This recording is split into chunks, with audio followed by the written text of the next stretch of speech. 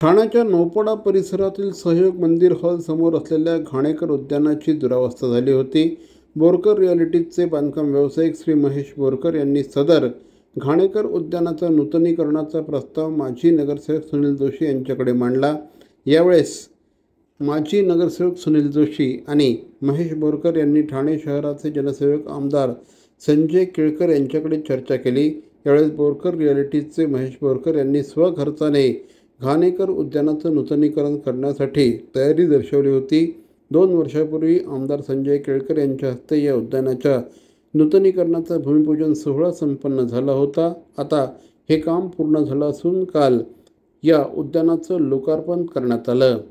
यावेळेस या उद्यानामध्ये विविध सोयीसुविधांनी युक्त असं हे उद्यान तयार करण्यात आलं आहे। त्याचप्रमाणे लहान मुलांसाठी खेळणी देखील या ठिकाणी बसवण्यात आली आहे। ज्येष्ठ नागरिकांसाठी कट्टा देखील या ठिकाणी तयार करण्यात आला असल्याचं यावेळेस निदर्शनास आलं। आमदार श्री संजय केळकर, स्थानिक नगरसेवक संजय वाघुले, माजी नगरसेवक सुनेश जोशी, स्थानिक माजी नगरसेविका मृणाल पेंडसे, महापालिकेचे उद्यान अधीक्षक केदार पाटील आदी मान्यवर यावेळेस उपस्थित होते। When there is a will there is a way असं जे म्हटलं जातं, तर मार्ग अनेक मिळतात। तुमचं विल पॉवर पाहिजे काहीतरी करण्याची। आज नौपाडा भागामध्ये सहयोग मंदिर हा जो हॉल आहे त्याच्या समोर घाणेकर उद्यान आहे, ते अत्यंत वाईट परिस्थितीमध्ये होतं। तिथे कोणी लहान मुलांना खेळताही येत नव्हतं, इतक्या पडझड त्या ठिकाणी झाली होती। पण जसं मी म्हटलं की विल पॉवर असेल तर ते करता येतं।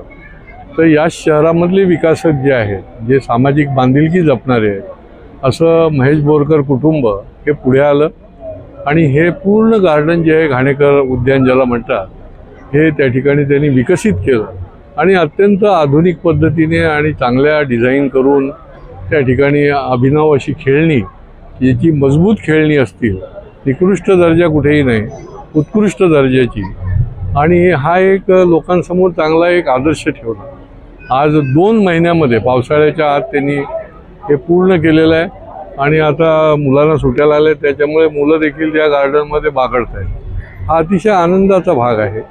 ही सामाजिक बांधिलकी जी आहे ती या शहरामध्ये आपल्याला दिसून येत असते आणि आज या उद्यानाच्या निमित्ताने सर्वच महापालिकेवर न सोपवता आपणही काही करू शकतो का आणि करण्याच्या दृष्टीने हे त्यांनी या ठिकाणी उभं केलं आहे। आता आजपासून हे मदर्स डेला म्हणजे सर्व माऊलींना ही एक भेट आहे असं म्हणायला हरकत नाही की त्यांच्या बाळांना, त्यांच्या लहान लहान मुलांना या ठिकाणी या गार्डनचा लाभ घेता येईल आणि नागरिकांना देखील एक आनंद या ठिकाणी ज्येष्ठ नागरिकांना लुटता येणार आहे। आजचं मातृदिनाचं औचित्य साधून ही एक प्रकारे आईने तिच्या मुलांना दिलेली भेटच आहे आणि यात आमच्या नंदिनी बोरकर आणि महेश बोरकर यांचा हातभार लागला। ही फॅमिली आहे, ही सामाजिक जाण जपणारी फॅमिली आहे।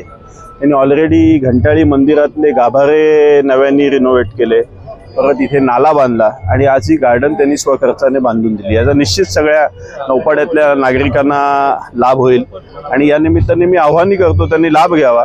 तसेच बाकीचे जे समाजशूर व्यक्ती आहेत त्यांनी अशा काही कल्पना राबवाव्यात, त्यांना आमचा निश्चित पाठिंबा असेल की आपण समाजापोटी काहीतरी बांधिलकी दाखवायला पाहिजे। आतापर्यंत आमच्या सगळ्या कुटुंबाने असे 3-4 प्रकल्प यशस्वीरित्या पूर्ण केलेले आहेत। एक पहिला प्रकल्प आमचा चालू झाला 12 ज्योतिर्लिंगांचा, आपल्या आराधनालयासमोर काशी विश्वेश्वराचं मंदिर आहे, ती सेवा आपल्याकडनं घडली।